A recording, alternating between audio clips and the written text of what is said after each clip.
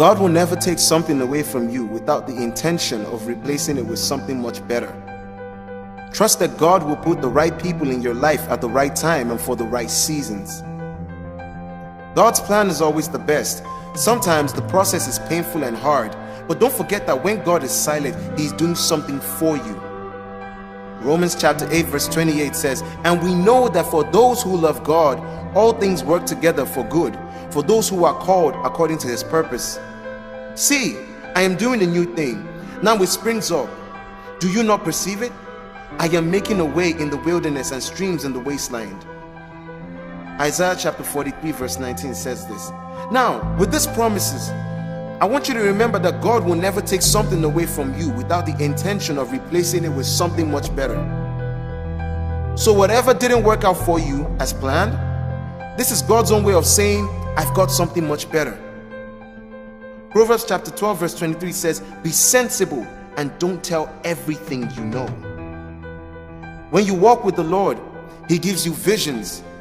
He gives you visions pertaining to your future, visions pertaining to your life. He gives you visions pertaining to the things He wants to accomplish with you and through you. He causes you to see into the future so you can head for that future. Everybody may not see what you see or know the future that God is guiding you into, but some people try to tell everybody what God is showing them. And at the end of it all, that's one big mistake you should not make. Yes, it's a big mistake, except He's the one leading you to talk about it. Understand that Satan doesn't know what you see until you tell him. He's not omnipresent. He doesn't know everything. And when he hears about what you see, then he starts scheming how to work out a plan to stop you. There are people who, because they couldn't keep certain things to themselves, they lost the beautiful idea they've received from the Spirit.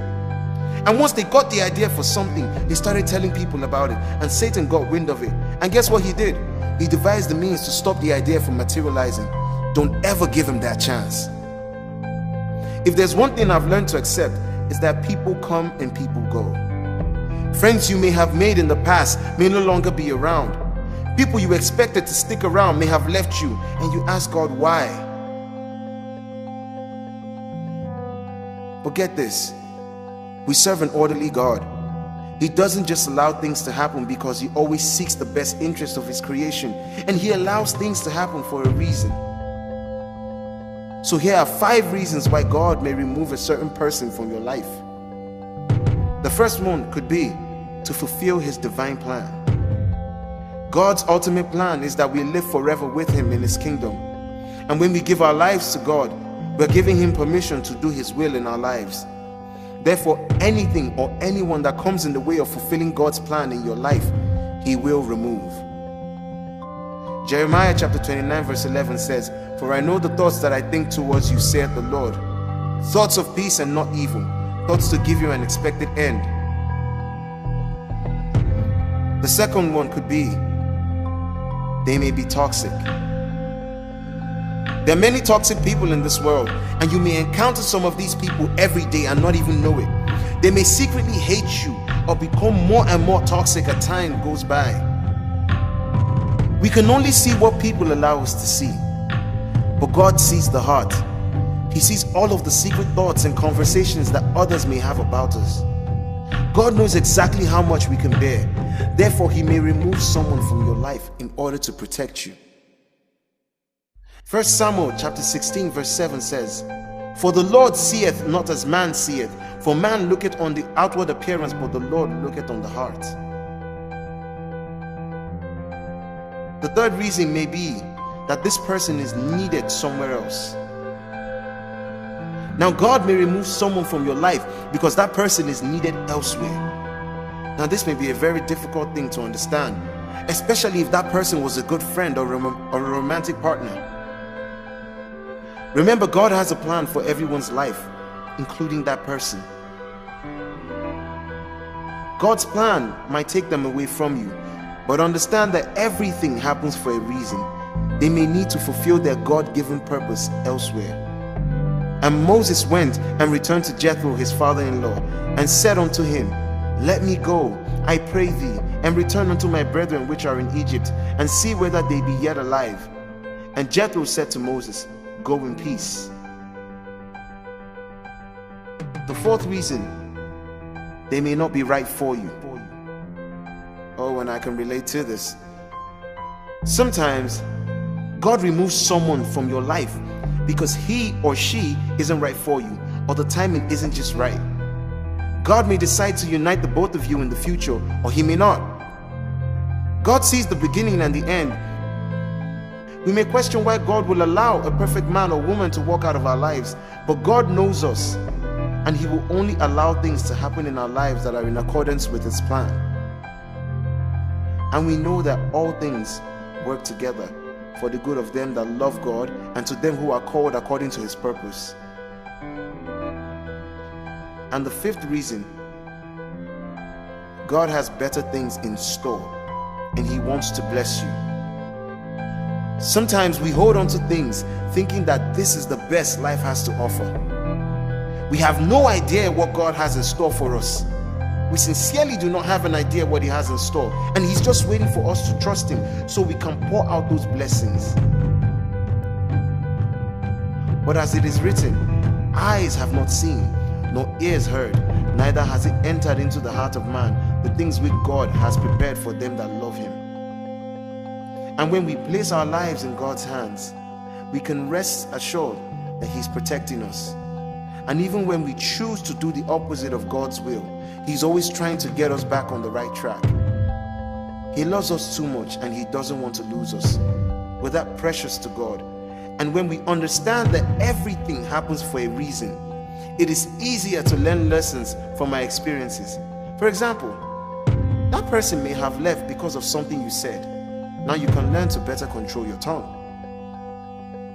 That person may have left because of what you probably did to him. And now you're going to learn how to control yourself or how to respond better to people rather than react. So when God removes someone from your life, don't chase after them. I want you to see it as a blessing in disguise, because we might not know what the future holds, but we know who holds the future. So we need to trust God and trust that everything that happens, everyone that walks in or out of our lives is for a reason. And when they do leave, remember that they just played their role for a season. Remember that they were there for a season, and know the reason why they are there. Because not everyone deserves to be held on to. Not everyone deserves to be attached to. So that's a very important thing.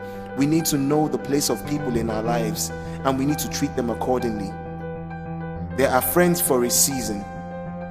There are friends for a season. There are friends for a lifetime. There are acquaintances. There are people that are there to play different roles, but the only problem is that we get them mixed up. So in this short walk in life, we need to know the kind of people we meet, and we need to classify them accordingly. And when we place ourselves in God's hand, we can be rest assured that he's protecting us.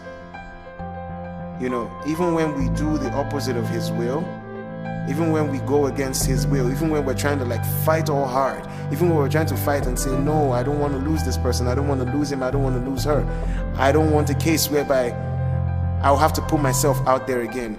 Probably you're struggling from a heartbreak, probably you're going through a divorce. You're asking yourself, how can I put myself out there?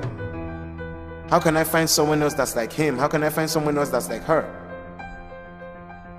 How can I find someone else that could understand me the way this person understood me?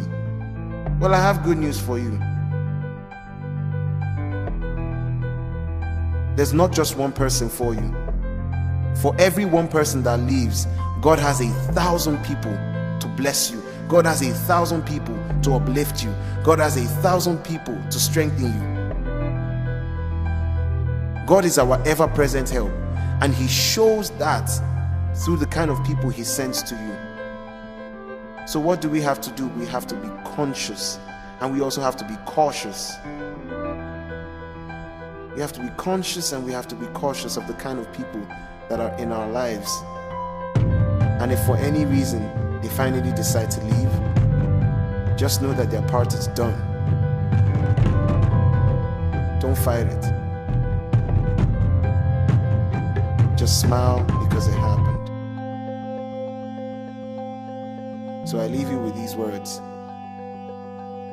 Know the different kinds of people that are coming into your life. Categorize them and treat them accordingly. And you'll be glad you did.